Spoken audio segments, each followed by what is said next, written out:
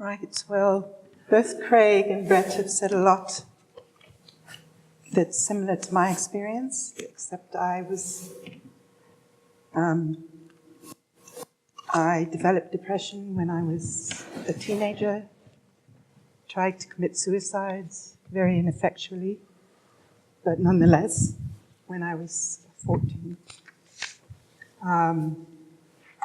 Dealt with the depression, I think, with no medication into my early 20s, and then things started to unravel. Got very stressed, started working too hard, so things started to unravel. Was diagnosed with major depression, started on medication. I also have a history of self-harm. I scratch myself and I've cut myself and things like that. I spent 20 years in the States. About half of that I was on medication.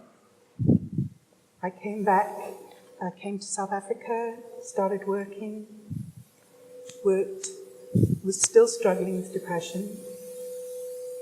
I encountered a psychiatrist who gave me some really bad advice and put me on some very, very strong medication. I was having hallucinations and things like that. When I tried to get off it, he threatened to commit me forcibly to a mental hospital. So I left his office and never went back. I continued to try and get off the medication because my experience had been so bad that it was a fairly unqualified disaster. I got extraordinarily depressed and extremely anxious.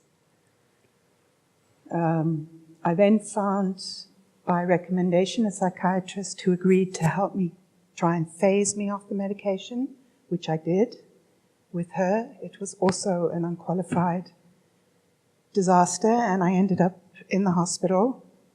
My medical aid wouldn't allow me to go to a mental hospital, so I was in the psychiatric ward in a general hospital.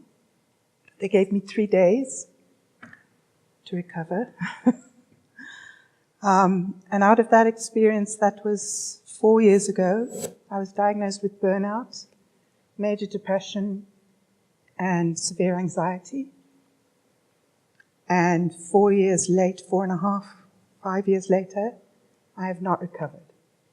I continue to suffer the effects of depression, and my mood is fairly stable. It kind of goes up and down a little bit. I'm completely unable to deal with stress. I cannot work more than 4 hours a day without serious consequences. My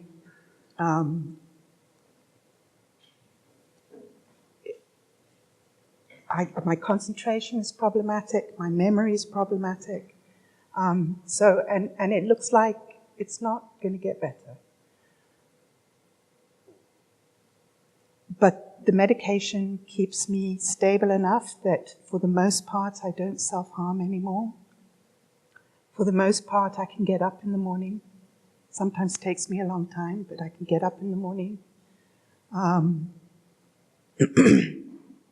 I can function enough I have a very fulfilling, very part-time job, for which I'm extraordinarily grateful.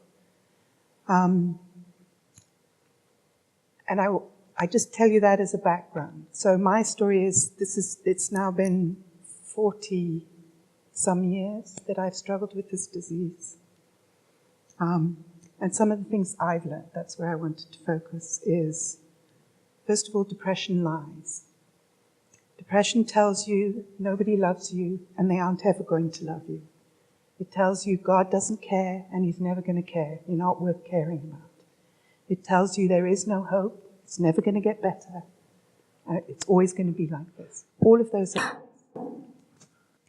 The other thing is I've learned in a weird sort of way, through various processes, and only quite recently, that it is not something, for me, God is not going to heal me of this.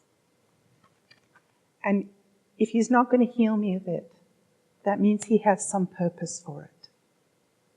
And what I believe the purpose is to talk in forums like this, to tell people about it, to talk to people who are suffering from something similar, to empathize, to try and help them to a place where they can get help, or just to listen, just to hear their story. The other thing I've learned is that God's grace is there if you can find it.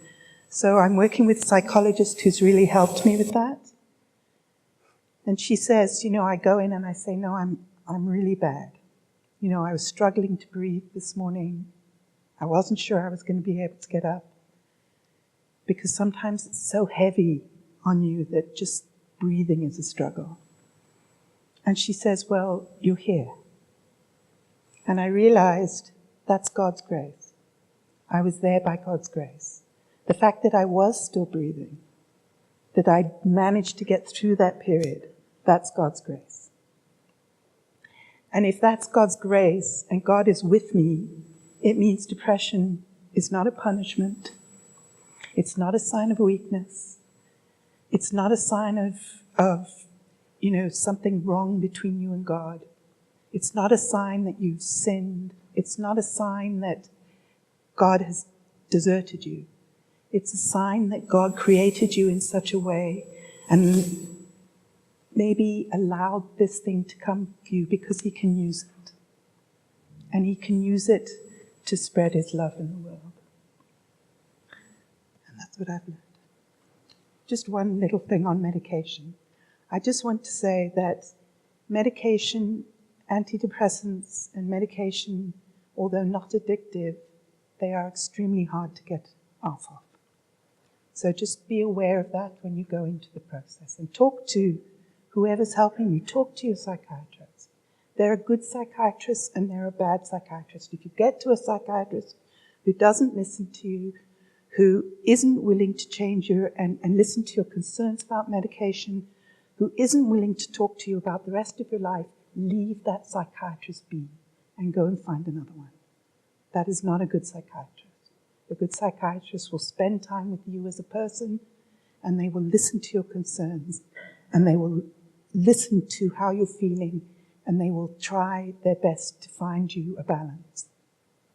But a bad psychologist won't do that. It's not worth it. Believe me, leave them. It's my little warning.